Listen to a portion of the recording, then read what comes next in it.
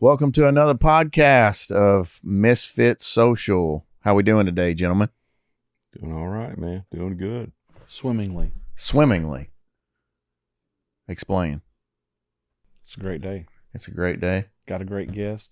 Glad to be here. So we'll start off. What did Papa Joe say about bringing joy? What brings the most joy? Smiling.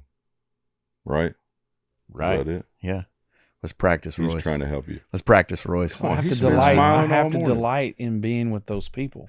See that, Paul? If you remember, Yeah. we established on that pod Yes. that his joy level went up, and Papa Joe wasn't even in person. He was just Right. on the screen. It did. There was a noticeable difference between Papa Joe and us. Yes. Neurologically, joy is I delight to be with you. So I have to delight to be with the people For to your have joy. level. Yeah. So I'm thinking, This is a low joy event. yeah, I'm thinking maybe Jeff could help host season 3, and we Yeah. just drop Royce. Yeah. Hey, Oh. Well, Yep. there's a thought. Since he's in a low joy that's why state. I Yeah, have but a where low would joy we state. have, you know- You're not happy to be with me, and vice versa. I mean, where would I be the mouse in the labyrinth of his brain? though? Exactly. That'll bring Where's some the joy. cheese? That'll bring some joy in. I think I know his joy. It's James talks about it as perseverance in trials and tribulations. So I can Yes. see He's persevering. Yes. persevering See, through you got guys. game too, Jeff. Man, I like Jeff. I like See, that. I'm glad we're you on better the watch same out, couch. Royce. He's interviewing for your job right now. That's awesome. Man. Hey, he No, has he's moved around a already few more jobs. deserving. He has. Yeah, he does like Yeah. jumping around. Yeah, I support it. Yeah, I endorse it. So on this episode of the Misfit Social Podcast, it's great to have Jeff Lamb with us. He is the CEO of Lionheart. He has spent time in the oil and gas industry and also with Southwest. If you have an experience of flying first class on Southwest, which I do often, that's a great airlines to fly with. We only have first class. Only first class. So Southwest, if you're looking for sponsors, we'll take one. We're in. So Jeff, good to have you. Good to be here. You and Paul, I believe you all work together a little bit and are friends. But before we jump into career and questions and other things, just give us a little bit about who Jeff Lamb is. Tell your story, and let's get to know you just a little bit. Well, thanks. I appreciate you guys having me. Look forward to this. I grew up in Amarillo, Texas, so I'm a Texas native. My wife, Kim, and I have been married 41 years now, 42 years. We went to high school together. Everybody asked, were you high school sweethearts? And it's like, no, she knew me in high school and did not like me. True story. We ended up being partnered in a college racquetball class and started dating and married pretty quickly thereafter. And I've got 3 beautiful daughters. They're grown, 30, 36, 38, and 40, all married.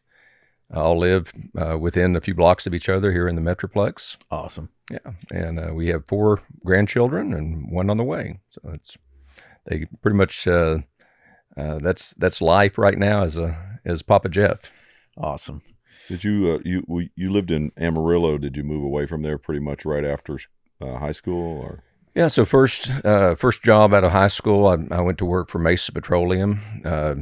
I like to say I got promoted to the mailroom because I was working in the basement of the parking garage, and the mailroom was air conditioned, so that was awesome. And stayed with Mesa for 12 years, and so in 90, that was in 80, 81, and 91, 90, we moved to Dallas Fort Worth with the company. Mm.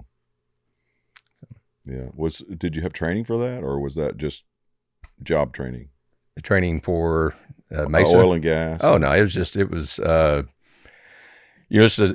it turned up being a full-time job while I went to school at night. So I was on the 6.5-year plan to get out of college.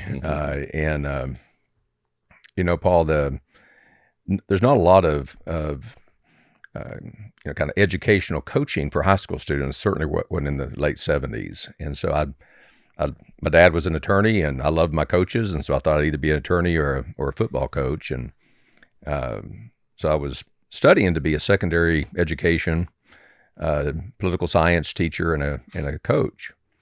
And I got to know Boone Pickens, the CEO of Mesa, and he told me that he was going to coach.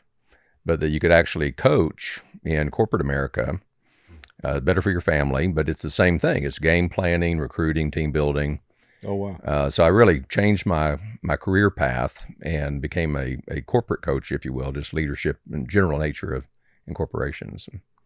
Wow. So from the parking garage to some office somewhere, what was your role finally with Mesa? Yeah, so I kind of did most of what we call general administrative or G&A roles. So I had real estate and security and supply chain and human resources and general manager, if you will. And I worked there about 11 years, and I'd kind of gotten tired of doing what I'd been doing. I was kind of limited in terms of future growth. So I went into Mr. Pickens' office and said, "Hey, Ben, I'm ready to do something different. You've been great to me and my family. So I don't want you to hear about this on the street, but I'd like to find something else." And I remember he was very gracious, and he said, "Jeff, young man, the future is in compressed natural gas vehicles." This was 1992, 93, and we had started a subsidiary called Mesa Environmental. So my final job there was to go out and run a clean energy startup. Like a lot of entrepreneurs, Boone was just a little ahead of his time. And that was in 92? 93, 92, yeah, time frame. Wow. And so we were trying to convert cars to run on clean burning natural gas. So I learned a lot about the clean energy world back in 93. So let's just push pause there for a second, because you got me like super interested in that, especially based on where we're at today with clean energy, green energy, renewable energy, whatever the tagline is. What came of that project? Yeah, I think it was a race to see who was going to which alternative energy was going to win. Yeah. And the winner was going to be whoever the OEMs adopted. Yeah. Because to create the infrastructure to support alternative forms would be very difficult. Mesa Environmental, I think, actually ended up becoming Clean Fuels Energy and is publicly traded. And they went on the supply side. So they ended up becoming the provider of compressed natural gas for places where it made sense, like airports. Okay. You know, where you have rental car vans driving around in circles and never going more than 2 miles. Sure. Perfect use for compressed natural gas. Is very clean. Is it because of emissions? You're saying that? The emissions, yeah. And, you know, Paul, it was fascinating. I know tons changed since 93. We were trying to acquire, I think you could have bought the entire U.S. clean energy business for $100 million. So we'd buy a little propane regulator company up in Iowa or a conversion kit organization in Virginia for $1 million or $700,000. I mean, it was nothing. But you know what? I ended up building an emissions lab because there was still a lot of studies need to be done on how clean everything was. Because a new car in 1993 was actually really clean. A new car was, and about 90% of the pollution came from the cold start. And so it's kind of like in electrical, at least when we did the study back then, was actually one of the dirtier options, because you're strip mining coal and you're putting it on a train, and the train, number one and number two users of diesel fuel were railroads, and taking it to a power plant, then the loss of power in the transmission lines or in the outlets, and then how much BTU equivalent does it take to go it actually end to end, it wasn't great. And that was before you considered the weight of the vehicle and the rubber and the batteries and all that. So the dirty part was the sending of the power to get the electric vehicle powered. That's what made that dirtier. Primarily 40% through coal. Yeah. And getting coal to the power plants through diesel. I mean, I think this is a tangential, but I think the power industry, they never saw this coming, but they're using natural gas so much more now for the same reasons. Yeah. Coal is difficult to get to, and gas is abundant and cleaner. Mm-hmm. Yeah, no question. And so it was early stage, but yeah, you're not going to great infrastructure being built around electric today.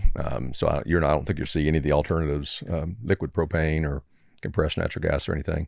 But it was an interesting time because Boone was entrepreneurial. People were saying, "Oh, it's more dangerous to put natural gas in your car," and he's like, "Look, I'll I'll put natural gas in the pipes underneath my house if you'll put gasoline in the pipes underneath your house. Which one do you think is the safest? That's a fair point. It was a fair Fair point. point. Very fair point. Yeah. And but it never took off. And So is there a thing that you would say was the main killer for that not being a success? well, it's again, if you're doing aftermarket on anything, it becomes more expensive. Yeah. I think the main killer for compressed natural gas was the range.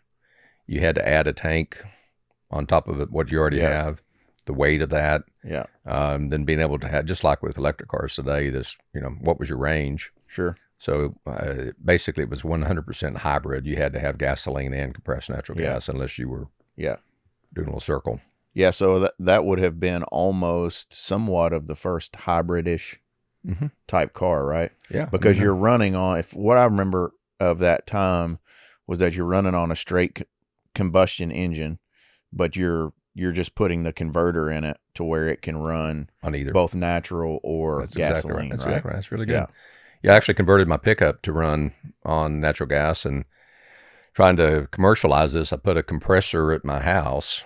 They didn't really have it fine tuned, and so when you crank up the compressor to fill up your tank, it would like suck the gas out of your house, and you'd have to relight your pilot light. Oh, on wow. Okay. on your water heater. So it wasn't commercially viable. Yeah. And I think some of the studies that I read, whether it was compressed natural gas or propane, as far as the way the combustion engine burns, it burns much cleaner. So you actually get longer life out of the engine itself. Is that correct? Am I remembering that right? Or yeah. It's pretty, my stuff is pretty dated, but yeah. And were you getting competition from Chevy at that time with the Volt? Was it the No, there was no competition. Okay. Everybody was just starting up at Okay. that point in time. So wow, that's a really cool story. So while we're in that phase of time, tell us a little bit about T. Boone Pickens. He was quite the character, yeah.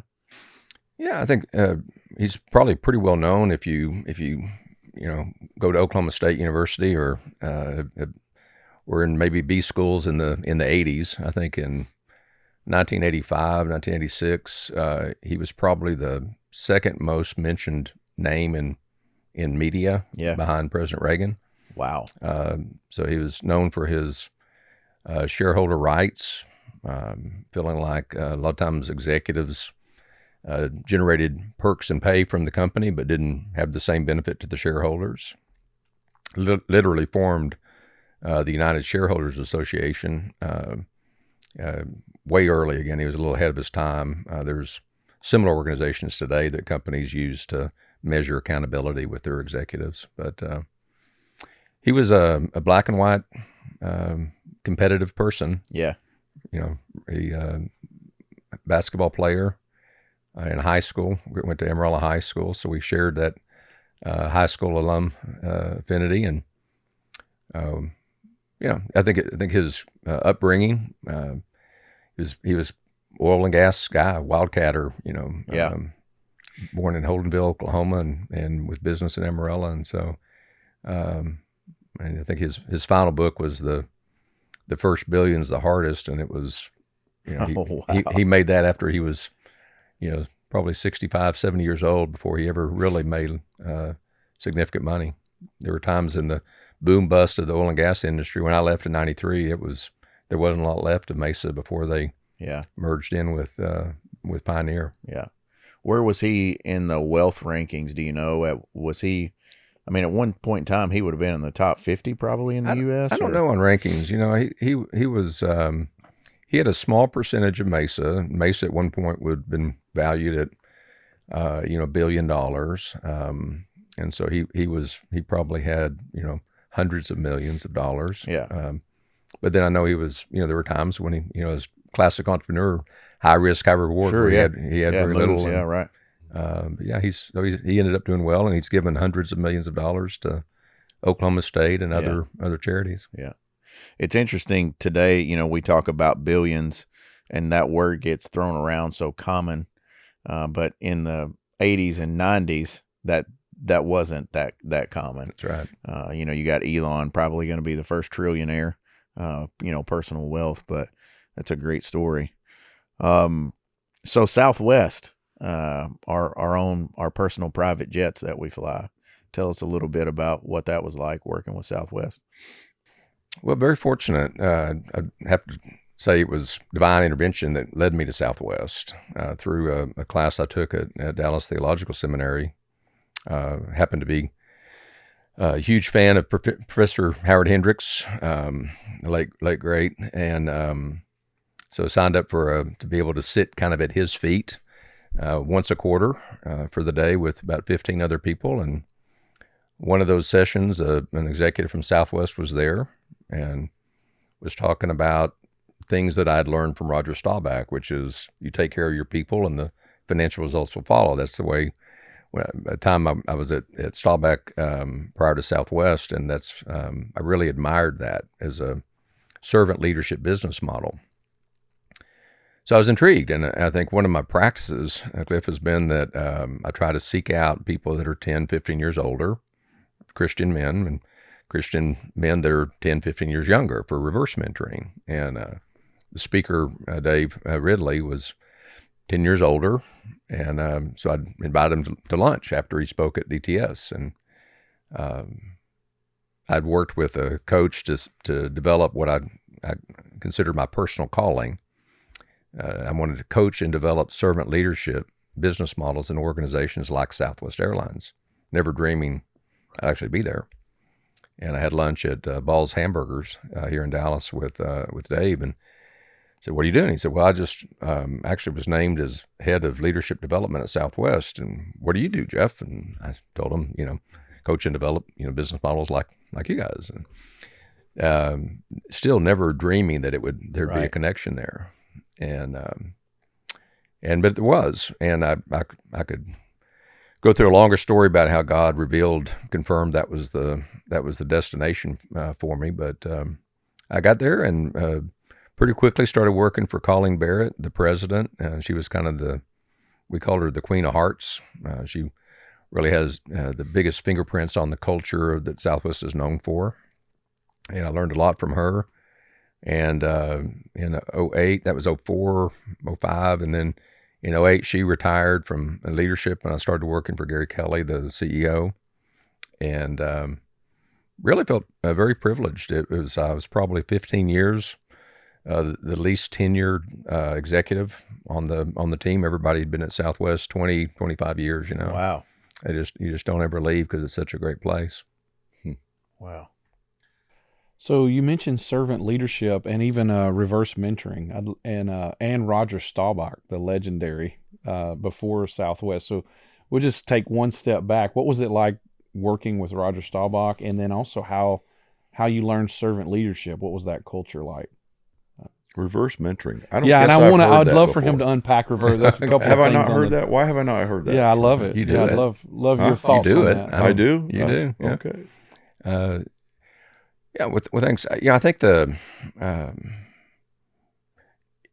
you go to work for somebody, especially if they're humble, you lose track of the fact that it's Roger Staubach, Captain America, Wow, Hall of Fame, whatever he is, Heisman Trophy winner. He's just your boss, right? And he was a great one. He had great instincts for people, incredibly selfless. And I like to say he's better in person, and everyone knows him a lot better than I do would tell you the same thing. He's better in person than even his public image, which is stellar. And Marianne's a joy, and has got a great family. And like Kim and I are blessed to have our kids close. I think all of his kids are very, very close. Got lots of grandkids, and I think some great grandkids now. But he had this philosophy, which is just doing the right thing. But it was, Jeff, if you take care of your people, the financial results will follow. So when you talk about a servant leadership business model, it's really important to know that you can't have three priorities. Your customer can't be the most important. Your shareholder can't be the most important, but your employees are the most important. At some point, there's going to be a tie. that's right.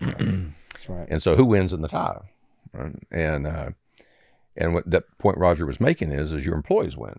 Now, Southwest was kind of famously for happy employees make happy customers, make happy shareholders. But it's not easy to do that. You know, in 08, 09, I was at Southwest, and the recession was brutal. And, you know, the ability to not have layoffs but not lose money for the first time in history was a real dilemma. Wow. You know, I think Southwest, servant leadership at Southwest meant that after 9/11, they were the only airline not to let people go. Wow. Herb, the well-known CEO there, who is a real character, would say, we manage in the good times as though they're bad, so that we can get through the bad times that we know will come. Yeah, that's good. That's solid. Yeah. So they got through. Think about the loyalty that's built out of an organization when all your industry competitors are laying people off, and nobody's flying, but you're still being paid. And so that seed was spawned with Roger and the way he ran the Staubach companies, but it was smaller, and Roger was transitioning.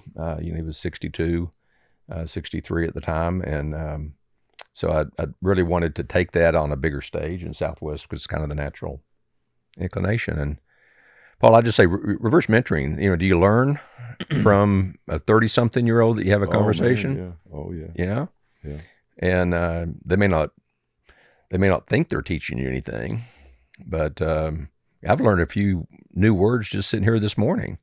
He's gonna go home and talk to his grandson and be like, "That's sus." Oh. That's risen. Yeah, That's risen. Bet. Yeah, and so I think it's helpful. You know, I think that I love helping people reach their full potential.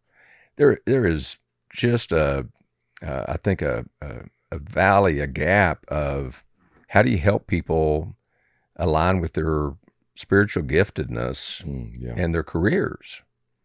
You know, I had a high school graduate I was helping the other day, and I said, "What do you want to do?" And she said, "Well, I'm going to go to community college for a year. Then I'm going to transfer to this university and study marketing." I said, "Oh, so you love marketing?" And she said, "Well, yeah, I had a class in high school. I like the teacher." I'm like, "But you don't love marketing?" And I said, "What's your favorite meal?" Yeah. And she said, "My meal." And I said, "Yeah, what would you enjoy eating the most?" She said, "I don't know, chicken parm." And it's like, "Well, how do you know? Right? Have you tried steak? Have you tried lobster? Have you tried?" Yeah. And it's like, yeah. And so there's just a huge need for young people to have some coaching around how they can align their giftedness, because if you have high satisfaction, you're going to have high performance. It's just like gravity. You know, I've never seen people with low satisfaction in a job have high performance. I want to back up I want to continue in that vein, but just back up for a second. You were talking about the mission that drove choosing the employees. In my company at Tunco, we say stakeholders. You know, they are the blood. They're the heartbeat of the organization. What do you think it is in corporate America that causes a little bit of choosing the dollar, the shareholder, over the human capital? What do you think is at the heart of that? Well, it kind of depends on the corporate structure, right? If you're a public corporation, you're really, I think, only legal fiduciary responsibilities to the shareholder. Correct. Southwest, I think, has argued very well, and the stock has responded over decades, that putting your people first is actually the best thing you can do for your shareholders. So from a fiduciary standpoint, you win. Yeah. I mentioned 08, 09. Yeah. We did a voluntary exit called Freedom 09, as opposed to an involuntary, to have 1,500 employees voluntarily leave early retirement. It was very expensive. Think about trying to get somebody to voluntarily leave in 08, 09, when the market's down and jobs, unemployment's up. So it's very expensive, but that same year, Southwest came out with bags fly free. The employees responded with additional revenue sources, and what would have been a almost certain loss became a small profit. Yeah. And I think it's easier for companies once they have that history. Yeah. Once they've done it and the employees have responded. Yeah. So trust. Yeah. So my question is, there are probably other companies out there that we could find that are similar to Southwest who see those results. I guess just to stay on that vein, what do you think keeps other corporations, because Southwest is a publicly traded company, they are well delivering to their shareholders. What keeps other public companies from saying, okay, we want to go off that kind of Southwest model, if you will? I don't know. I think there is a growing. I think people see organizations and leaders understand the value of culture. They understand the value of engagement. It's the way I try to describe it is that Southwest costs weren't necessarily significantly lower than anybody else's. 85% unionized workforce, never a bankruptcy, so they never had a chance to reset their cost structure and their contracts. The reason that they traditionally outperform financially is because of the discretionary effort of employee engagement, which is putting your people. Explain that. Discretionary investment, you called it? Yeah, there's really effort. So it's if you're getting productivity out of an employee, if they're fully engaged, you're going to get more out of them. Mm. So if you're paying your pilots as much as every other airline, then how do you outperform? Well, it's only through discretionary effort. It means that, well, gosh, they may help out the baggage handler and help them if they're behind on bags, carry something up, and more teamwork, more discretionary effort than just do what you're paid to do and only what you are paid to do. Yeah, so their investment in the way we see that at Tunco is the way we engage the employee. Somebody else could go out and pay them as much or more, but if we have an engagement with them and that raises their experience level, then overall they're more happy, more satisfied. That tends to make us more profitable, and I think that's exactly what Southwest sees. And you see that I've flown Southwest for decades, and I've probably had maybe one or two flights that I can remember where there was somebody assisting me that wasn't pleasurable. I mean, it is very, very, it's not even the exception. I mean, it's nil, and to be in the service sector and them having to deal with all the people that they have to deal with, especially in today's society post-COVID, I think passengers have lost their minds on airplanes. I don't know what the deal is, but I still feel like I always get excellent service from them, and the culture that they have is spectacular. Yeah, I think they do a lot of things right. It's harder and harder to maintain that. Yeah, I think Southwest is probably 60,000 plus employees now. Man, so the team that's there, Elizabeth Bryant and Bob Jordan, and I mean they're great. Yeah, they're servant leaders and they understand culture and core values. But yeah, people would ask, how do you train people to get that experience so consistently? And it's like, well, have you ever tried hiring kind people? It's mention Amarella, there's a saying that what comes up in the bucket is usually what's down in the well. You muddy water down in there, you're going to get muddy water out. Clean, you're going to get clean. And I think people are very similar. So if we called it servant's heart at Southwest, but if you have a servant's heart, if you care about others, that's going to come out. If you've read the material that the organization values that and you're smart, maybe you can fake it in an interview, but eventually it's going to come out. If you're selfish, it's going to come out eventually. Yeah. And so I think they've done a really good job of trying to screen for and hire people whose motivation is to be kind and help others. And do you feel like even if somebody does make it through the screening process, does the not the pressure, but just the overall health of the culture, does that kind of start to single out people who are not really fully bought in? Yeah, I think Lencioni, the author, calls that it ejects the virus. I may be getting authors mixed up, but it's if you have a very strong culture, it can almost be unfriendly. Because it's so friendly. It's struggles in a church of creating on ramps and off ramps for small groups because you get so close. But I think what was this is probably a little bit more nuanced than had planned to go, but it's really culture you don't define. So how do you maintain that culture that is actually friendly and welcoming? And Colin Barrett was like, Jeff, you don't define culture, because when you define it, you limit it. It's like, are you in it? Are you in it? Are you in it? You're not. And if it's a unique culture, everyone that would come into the organization adds to the richness of the diversity of the cultural DNA. Mm-hmm. That's key. But how do you maintain that consistency is core values. Yep. And so the core means literally essence or innermost of who you are. And so getting the core values right at Southwest in 2005, 2006, around warrior spirit, work hard, servant's heart, put others first, have a fun-loving attitude, which is a joy to work with. Then you can hire to that. You can train to that. You can celebrate that.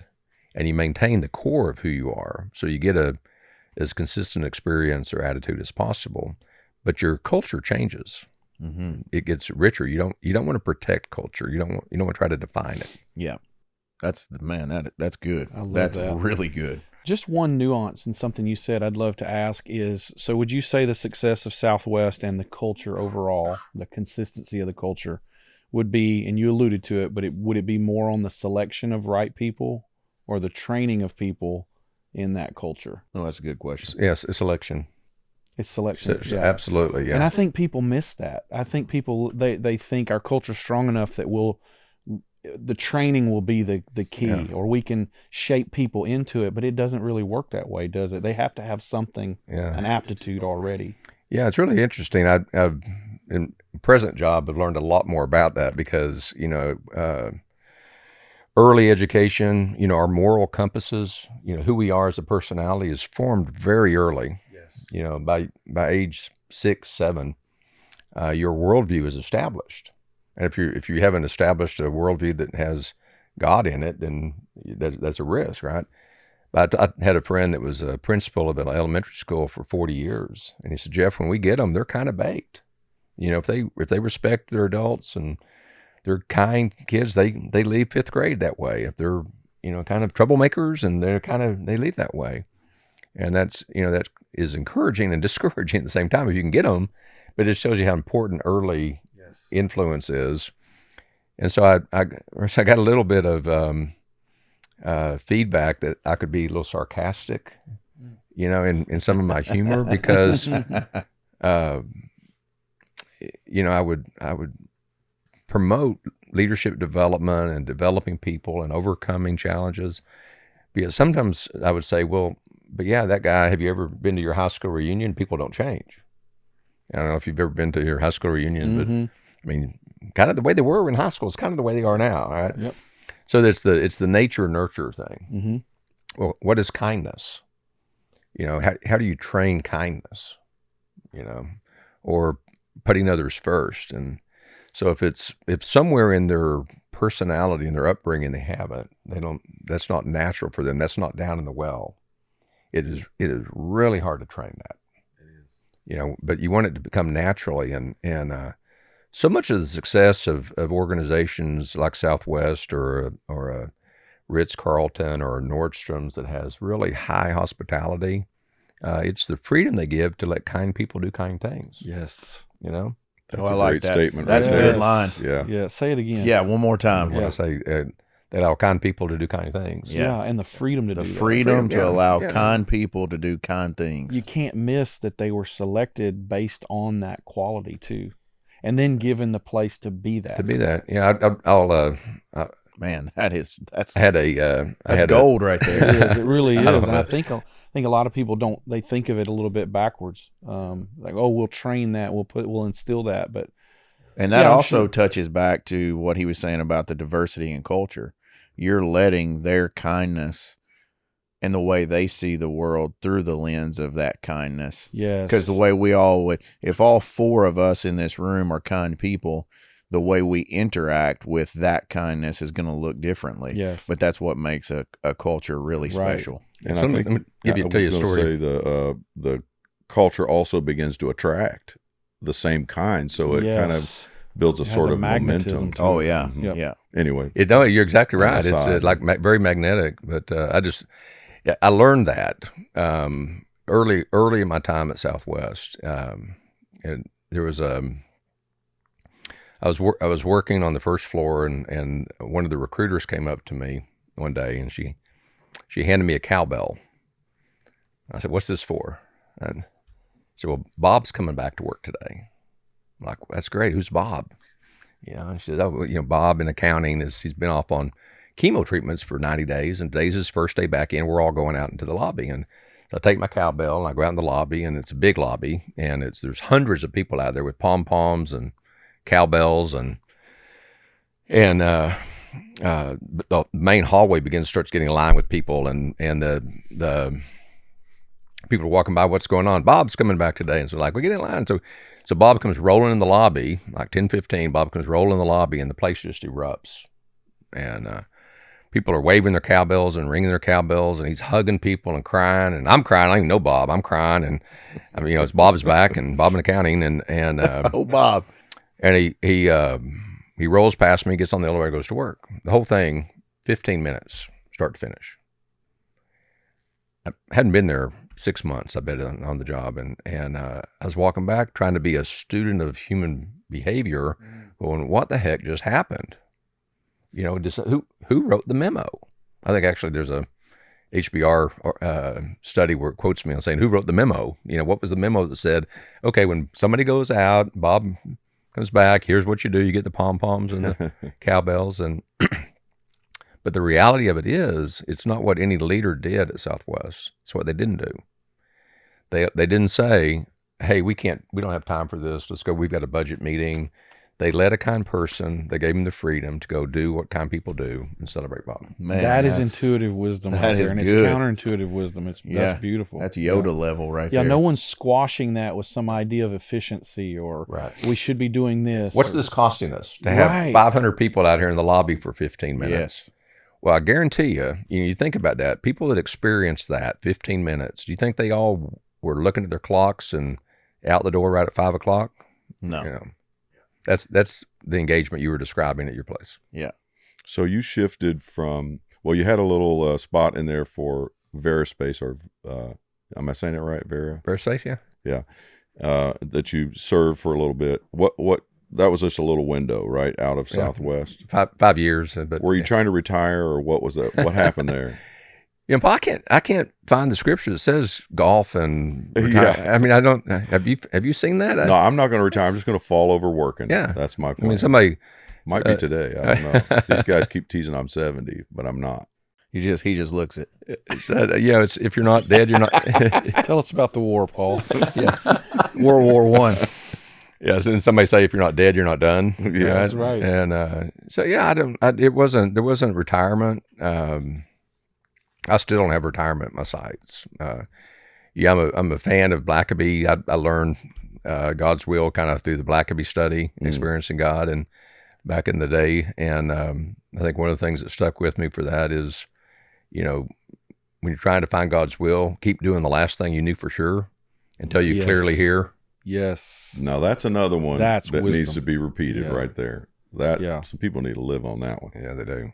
Yeah. That's awesome. Because not every open door is God's will, and not every closed door. So you really need to know clarity, and we get that, through, scripture, prayer, confirmation, wise believers, and circumstances. And so sometimes circumstances do lead to it. But I found, and I think it was a Bob Goff statement that said this, but so, there's a lot of times when I'm looking for God's plan, he usually sends a person. And I think back about the times when I was seeking God's plan for my career, for my family, it was usually via a person that revealed what God's plan was to me. And sometimes it was like that old joke you probably use on Sunday about the boat and the bigger boat and the helicopter, Sometimes it takes like 3 times for me to hear it before I know, like, oh, that's God. He sent me that, right? And I think that was the case with Vari. I was thinking, running a portfolio company for a private equity and making it this great servant leadership model for culture. And VariDesk at the time was 3 blocks from my house, and they asked if they could, meet with me, and they were picking my brain on core values and strategy. And they're like, do you want to consult? I'm like, no, I'm going to run this. I'm going to run this company. And they, will you come back and talk to our CFO? Sure. You come back and talk to our head of HR, sure. And finally, I was talking to a brother and about what God had next for me, and he said, "Well, didn't you tell me that you've been helping Vari out, and aren't they about the right size? And so anyways, I felt led to ask them if they wanted some help building a great brand, and they did, and it was a great, 4 or 5 year partnership, very high entrepreneur. The founder of VariDesk was the person that came up with Big Mouth Billy Bass. Do you know what No kidding. Yeah. Do you know Big Mouth? Yeah. You have one? Oh, yeah. Yeah. The talking, singing fish? Oh, yeah. Dan Flaherty, great guy. And, they sold like 20 million of them in 9 months. And Oh, my goodness. that company is where Dan had a bad back and tried to get a standing desk, and it was expensive and hard to put together. And he said, I just want something comes out of a box, goes up and down. His right hand was Jason McCann, and they created the VariDesk, and that took the company to the next level. That's awesome. We have them in our offices. They're fantastic. And you may not even have them. You may just think they are, because they got credit kind of like Kleenex for everything that was a standing desk became Really? a VariDesk, but you may actually have them. I don't know. Now, was the first one, the ones that we had first were the ones that sat on a desk. Top on desk on a desk. And it had their logo on it. So Okay. I'm assuming Yeah, that absolutely. was them. But now what we have is the whole Desk goes the up. whole console Mhm. moves up. So, Yeah. So that's the company, and They were more than a product, though, right? I mean, actually, I think one time I was talking to you, and I was kind of surprised to find out really they were a real estate holding yeah. group and management of some high-end Buildings. real estate here in DFW. Yeah. So Dan made a lot of money on Big Mouth Billy Bass, Yeah. and so some of that went into investment into real estate. Ah. Some over off of Central, and here in Dallas, and so he'd gotten out of it and was happy to be out of it. But this concept of co-working and WeWork and the future of office became too much and enticing for an entrepreneur to deal with. So the Zales Jewelry headquarters in Las Colinas went on kind of a weekend auction. This is not for the faint of heart, right? This is 20 acres in the heart of Irving, Texas, and 400,000 square foot facility. And A little tired, right? Because it had been around a while. It had been a while. It was built in the early 80s. And, Yes. it was a little tired. And so Dan bought it on the weekend auction online. Holy crap. Online. Oh, Okay. my. He said he jokes that he thinks the bank was the other bidder and he was the only actual bidder, and they bidded him up. But we bought that building in the fall of 18 and converted it to be basically a kind of a hybrid between co-working and traditional office. So you could have your own suite, 5,000, 10,000, 100,000, and they've still got it's operating very well. The 3 VariSpace locations, Las Colinas, South Lake, and in Coppell. So you have your own suite, but you have flexible, furniture and offices within it. And would people buy it? And they did. And that kind of led to a product brand beyond the desk. It was like we outfit offices, period. Yeah. Design. It's actually the reverse. The full office came first, and then the office buildings came second. Okay. But it enabled VariSpace to support Vari, the furniture, in saying, look, come look at our office building. You might want to lease. Oh, I didn't know you do furniture. Come look at our furniture. Oh, I need office space. And so it basically was cross promotion between people looking for office space to Yes. lease and people looking for furniture.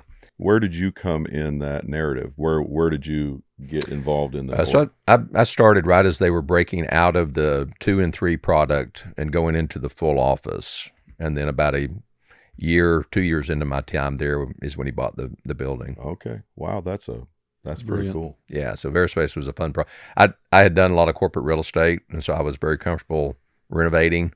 Mm-hmm. It was when you get old, and I am old. You're fine to say I can tell you about the war, but I renovated the Mesa Petroleum headquarters. Mm. I renovated the Belo Corporation headquarters in the 90s. I added 3 buildings, or teams built additional headquarters at Southwest. I think the Zales headquarters building was my 5th headquarters renovation. The South Lake was the old IBM headquarters, my 6th headquarters renovation, and then we built the headquarters for Vari and Coppell. So Which is a beautiful space. If you all are coming from the airport out 121 and you look to the right, I saw that when it came up, and I'm like, oh, this is a standout. That's the future of office right there. That's It a was tilt really- wall, a beautiful Class A tilt wall building. Yes. Big floor plates, a lot of glass. Yeah. Great design. I toured the building. It's so fantastic. Yeah, It's Boca, really Boca nice. Powell and Corrigan, two great firms. Yeah. I know we want to get to Lionheart. Yeah, this but- is all interesting. Yeah, Yeah. we got about 10 minutes left, but you mentioned WeWork. Any thoughts on that whole debacle? I got a lot of thoughts. I don't know that they're worth sharing. I think there's it's interesting. I think the value of in-person, call it social capital or proximity. I mean, people are meant to be in proximity with each other. Sure. I don't care how introverted you are. Yeah. Right. You want some, human contact. True. And so I think there's actually right now, WeWorking type firms are actually doing very well right now. Yeah. Better than their traditional office, because people have been working remote and wanted that human contact. Yeah. Will take it even if it's not their own employees, just to go be with other people and get out of the house. Yeah. So they're actually doing well, and finding places for people to have team meetings is becoming, so it's going to look much differently. But I don't think the traditional 10-year lease, understand what you think your needs are going to be for 10 years I think that's dead. Yeah. You'd have to be a really stable, really large company to have confidence to go lease something for 10 years now. Yeah. Do you think that was an Adam Newman problem, or? I don't know enough about the situation. Okay. Sure, from some of the stories I've read, it sure seemed like there was some ego there and some house of cards. Yeah. So you served on, when did you start serving on the Lionheart board? How did you get invited on that board? At what point in the story? For Lionheart is a childcare provider that partners with churches. So they use church space that's sitting empty primarily through the week and say, hey, let's open this up. And it's not really a business. It is a ministry to families and communities. And they partner with churches and use that space for childcare. So that's the idea. Yeah, you said it well. It's so 2017, 2016, I'd met Stan through I'd done some pro bono work for a group of nonprofit CEOs in Dallas. Stan Dobbs, y'all. Stan Dobbs, the founder of Lionheart, Apartment Life, and Skylark Camps, three ministries that have a business component. And the real challenge with a lot of faith-based ministries is the fundraising, the constant fundraising. So if you can layer in a business aspect to it that covers some of the cost, then it's much easier to create one of our 3 S's, sustainability. You can scale it if you can overcome how do you fund it, and you can focus on our first S, which is spiritual impact. So we want to be, spiritually impactful, sustainable, meaning we're able to generate most of our financial need, and then scalable. There's 10 to 12 million kids, 5 and under, 6 and under in preschool, and we serve full-time childcare, licensed childcare from birth through age 12, after-school programs as well. And we've got 2,500, which is awesome. Maybe one of the larger Christian childcare providers in the country, but again, there's 10 million that are in secular childcare. So that we Wow, 10 million. 10 million. And we don't compete, Paul, with anybody, our brothers and sisters that are out there. It's like, there's plenty for everybody. So if we can help other Christian childcare providers, we do. So if someone's listening to this and this is the first time they've heard of a model like this, or maybe they have space, just in general, what does a partnership with a church in Lionheart look like? Yeah. So we're evolving. I think as we've learned over 10 years now, we've got 22 church partners, 22 locations around 5 states, and we've learned a lot. I think the number one thing is that you've got to be true ministry partnerships. You've got to understand the value. It's if you're a tenant landlord relationship, then it's not why we want to do it. It's not what church is, but Lionheart's vision is to see the lives of children and families transformed by the gospel through Christ-centered childcare. every church I ever know has the same vision too, right? It's maybe be worded differently, but it's all Great Commission. So we're of one heart and one vision together, and so it's aligning that, getting that unity. My word of the year this year is unity. Philippians 2:1-2, because we do have the same vision and mission as our church partners, and so it will come in and it's to be licensed. There's certain things that have to be done in the space. So, more often than not, newly renovated or new construction is more apt to be a prospect for a Lionheart. It needs to be big enough to where you can have kind of 100-ish full-time enrolled children. And then we hire Christians that are committed to biblical living as teachers. And we have over 700 employees and 500 teachers that make sure every Lionheart child every day knows God made me, God loves me, and Jesus wants to be my friend forever. And we measure it. We love when families that don't have a church home are able to connect in. I was thinking about that, Paul. The other day we were dealing with a difficult medical situation with an employee, and we were just commenting on how hard it must be when somebody goes through something so difficult and they don't have a church community to support them. It's just sad. And so what a huge, motivation it is to connect our unchurched families into Central and other churches that can love on them. And on average, we probably see 5 to 10 of our families that don't have a church home visit, connect in, join. So over a 10-year period, you're talking about 50 to 100 families actually joining the church. It's hard to get adults to come in to a church on Sunday. I don't know how many guests you might have on a week, but 5, 10, something. Most of our locations have 60, 70 unchurched adults coming into the church building twice a day, 5 days a week. So we like to call it the front porch. So, it's pretty basic. When I think about it, I've got a good friend in South Dallas who has, a homeless feeding and a shower and clothes closet and school and laundromat. And he says, we meet the felt needs of our community so that we can show them the need that they have for a Savior. And that's on a large scale what Lionheart does. You were mentioning how that kids have, pretty much their worldview, their personality formed at an early age. By the time they're 5, so much of what they are is intact. So even if somebody doesn't migrate from the community that it builds around the childcare center, there's an impact that's happening in families and kids' lives that is an end in itself. So if you're truly a gospel person, you're not just using this only as a front porch to the church. It's the house. It is the kingdom. It's the gospel, right? So you're doing good work in people's lives. And oh, by the way, some of them might join your family, but the impact and the seed that you put in a kid's life could possibly be, reaped many years down the road or someplace else.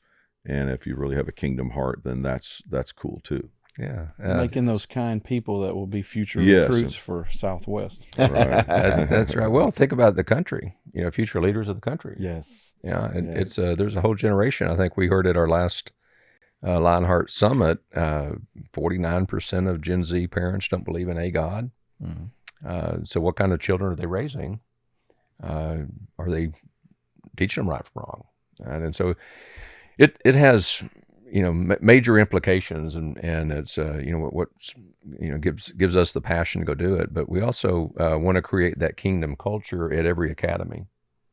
So our academy directors and their teachers, we want to love on them. We want to create that people first culture, because that's kind of it. If you have a teacher that loves their children and the children love the teacher, everything else is going to work.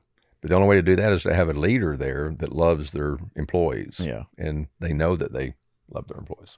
So Excellent. Jeff, if I was an atheist and didn't believe in creation theory, but I had interest in my kid attending, but had also a little bit of trepidation with what you might put in their minds. What would you say? What would you say to me about sending my kid to Lionheart? Yeah, it's a different kind of take on a very common question. I think a lot of people that may have a little trepidation around churches, or maybe like I know people in your own church that had a bad experience as a child in church and were trepidatious about going into a child care. And I tell you what I've seen more common is that even non-believers, atheists, people that may have a Hindu faith or something, they like moral, good, right and wrong teaching. Yeah. Yes. They may not want you to evangelize to them. Correct. But they're fine with good morals. Yeah. Yep. And but I think it's very much I would consider it kind of almost like a seeker environment, and that it's not we just want to love and show God's love through our actions and through delivering a very quality care. We probably market a little more heavily towards unchurched and not wave the Christian flag to be because we like to reach that community. Yeah. It's one of the evangelical goals of the mission. Yeah. Yeah, we've had families with that very dynamic come in and say essentially what you said. They're happy for their children. They feel safe there, so they don't see it as a threat. Yeah. Talk about threats. I was thinking of Charlie Munger's deal about if you want to know how to build an organization for the future, you think it's like the inversion principle, I think he called it, where you think of what's the biggest threat that could happen, and then build the organization to make sure that threat doesn't happen, right? Mm-hmm. So in the childcare industry, I mean, you got 10 million kids going to childcare somewhere, and we're a drop in the bucket with Lionheart, right?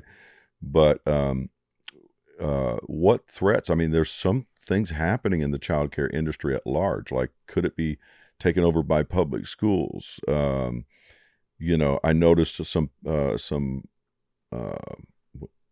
laws that have been passed to give exemption to all child care providers, tax exemption, which was interesting.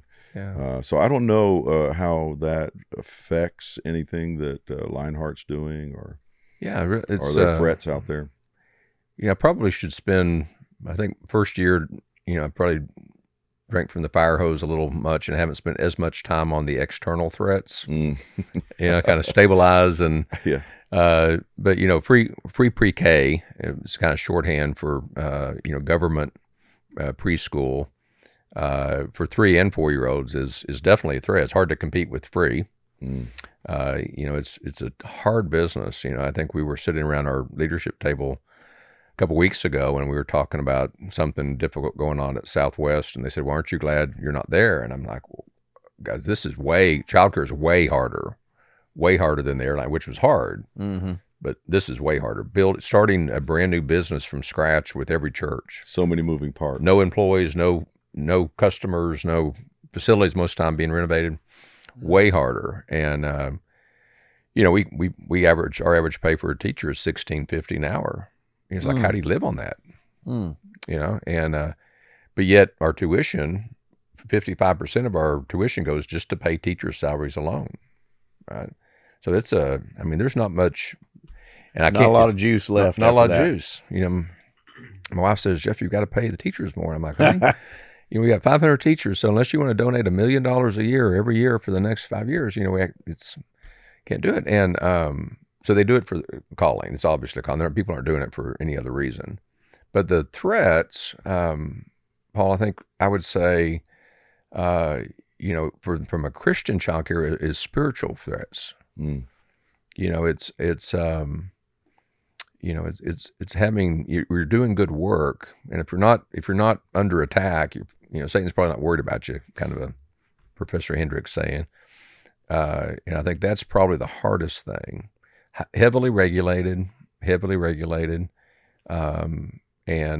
may have to adapt somewhat if the government. But again, we don't have God in school much anymore, right? If they push that down to 4-year-olds to 3-year-olds, pretty soon there won't. there won't be, and for free. And so that is a threat. Yeah. I mean, churches would go back to it just being a church, I guess, without a child care center. I mean, it's not a revenue producing model in the sense, if you only do it for revenue, that's not a big enough reason for a church to do it either, because it's a lot of work. It is a lot of work. So you have to do it with the heart to make a difference. Yeah. I was thinking of one last thing. So I don't know if we mentioned that you were on the board working in other capacities, and then they went on a CEO search, and he ended up being kind of filling the slot after the CFO stepped up for a little bit. And so you've been doing it for just over a year. Yeah, thanks. And so when you look down the road and you see, let's say 10-year window right now, what would be a hopeful horizon for Lionheart? What do you think could happen? Yeah.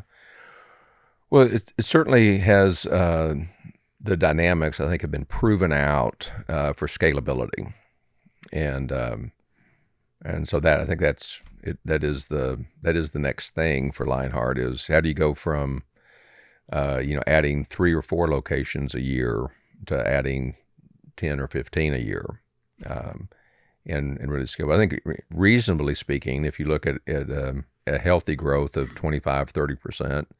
I think to have over the next 4 or 5 years to go from 2,500 children served to 7,500 is realistic. And I think at that level of scale, I think that gives you the opportunity to then really throw some juice on it, and kind of everybody loves the hockey sticks, right? Well, it's hard. Hockey sticks are hard to do, and you've got to get to the point where you really get some innovation and some capacity to throw fuel on the fire to grow like that. So good, steady, solid 20% year-over-year growth, I think, is very achievable. Something God-sized that comes out over the next 3 or 4 years that would allow the concept to take off on a broader scale could happen, but it's TBD at that point. Yeah.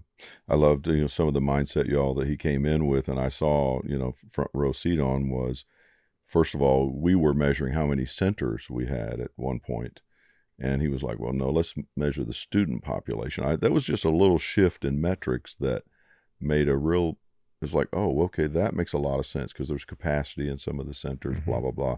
And then this focus on, where the rubber meets the road is the teacher and the teacher's relationship with the kids, and perfecting that is such a vital deal. So I compliment you on what I've seen in that focus. Yeah, well, we're kind of running short on time. It's been good to have you on, Jeff, but we got one last question for you. So this podcast is called Misfit Social, and our concept is we want you to be a misfit. So we want you to run kind of a little bit against the grain. So even when we talk about Southwest, the way they lead, that's a little misfitty, because they're not just doing what the status quo is. They're taking care of their employees because they realize that takes care of the shareholder. They're running against just the social norm just a little bit. We've had people mention Jesus, obviously, as a misfit. Willie Nelson. Hate to put Jesus and Willie together, but yeah, probably both had long hair, similar hairstyle, maybe. Yeah. So give us 1 or 2 people in your life that you're like, hey, this person has been a mentor of mine, and they definitely push against the grain of whatever is socially normative. Yeah, I think of a lot of mentors. Somebody asked me about anyone in particular. I said, well, it's really a mosaic of mentors. You learn a little bit from most people that you come from. I like the saying that you can't coach if you don't watch people play, and so predominantly the people that I've had as mentor have been coaches that have watched me play, that I've worked for, whatnot. I think probably the biggest character that I've run across was probably Herb Kelleher. Probably the passed away a couple of years ago. I think we just had his fourth year of his passing, but long time. Early founder or founder-ish of Southwest, served as CEO. he had a hearty, distinctive laugh and a great sense of humor, brilliant, smart. I think I can get this right, that his undergrad was like in philosophy. Okay. Went to law school, became a lawyer, hired by the airline, became an airline CEO. Yeah, legendary. But the thing about his quirky, y'all would have loved spending an hour with him. I mean, it would have been crazy good. But I heard one time that one of the greatest leadership qualities is learning curiosity. That you can take everything else, vision, communication, strategy. Learning curiosity was like the number one thing. And I thought about that. And then I remember being in line with Herb at a intern graduation dinner. And there was a intern, and then Herb, and then an intern, and myself, and another intern, and we were kind of waiting in line to go through the buffet, and we were celebrating our interns, and the intern in front of Herb, he and Herb were talking about penguins. I'm like, and they weren't just like saying, "Oh, are they cute?" They were talking about different documentaries and different breeds and different habits, and they were going back and forth talking about penguins. And I swear to you that he turns around to the intern in front of me and says, "So, son, what are you studying?" And this intern said, I'm studying physics. And, I love physics. You know about this theory and that theory? And they start talking equally intelligently about physics. Yeah. I